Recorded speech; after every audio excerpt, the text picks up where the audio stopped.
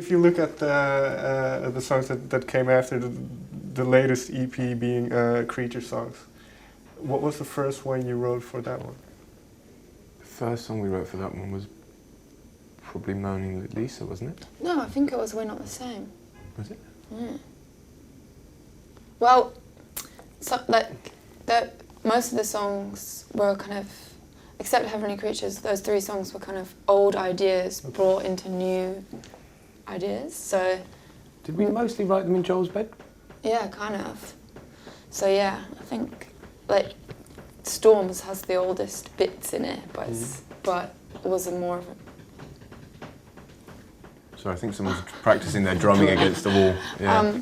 Yeah, so probably Storms. I don't know. They were all kind of mismatched together. So was this then a certain time frame that they were written in that kind of where a certain mindset was there? I think so. I think they were all kind of jammed in the same kind of rehearsal studio in Camden that we were at the time, and then there were kind of like idea skeletons there, and then we took them where we take a lot of our stuff to Joel's mum's house in Surrey, and we just kind of make demos in his bedroom. I think that's kind of where those songs kind of took shape a bit more. Well, this might be different for that. I suppose this is different for each song then, but would you generally start with the lyrics or the music? It's different it's definitely different for each song. So yeah. Okay. That's Fair the enough. answer. Fair enough.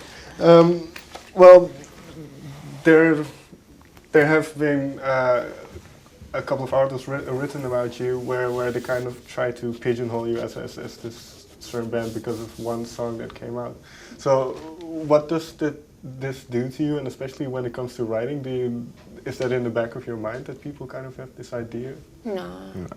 I don't think anything that comes from other people affects our writing.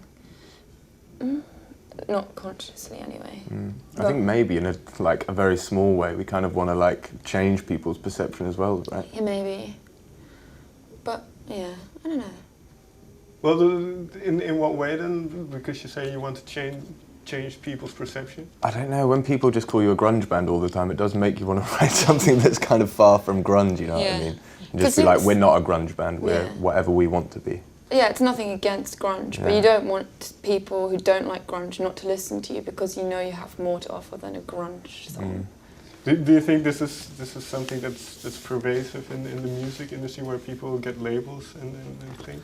I don't think it's I don't judge it. I think when I hear a new band or something, my immediate reaction is like, oh, this is like the Pixies, or this is like, so it's a natural thing. So it's all right. Who would you liken yourself after that? Oh God, don't know. I don't know yet. No one. I don't know. I think it's an awkward question. Yeah. But I don't know. I really don't know.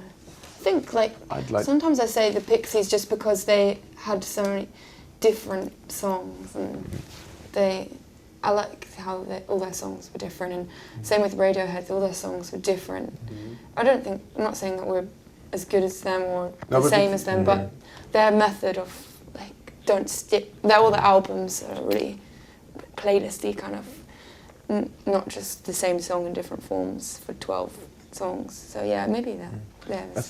I think the Velvet Underground were quite cool in being like really left field ideas and sounds and stuff, but they're all pop songs, if you know what I mean. They've all got that sensibility, but they're kind of from the left, if you know what I mean. So I think that's kind of... Yeah. So when it came time then to write the album, to work on the album, was there an idea in your mind of what it should sound like, or was it like a blank canvas?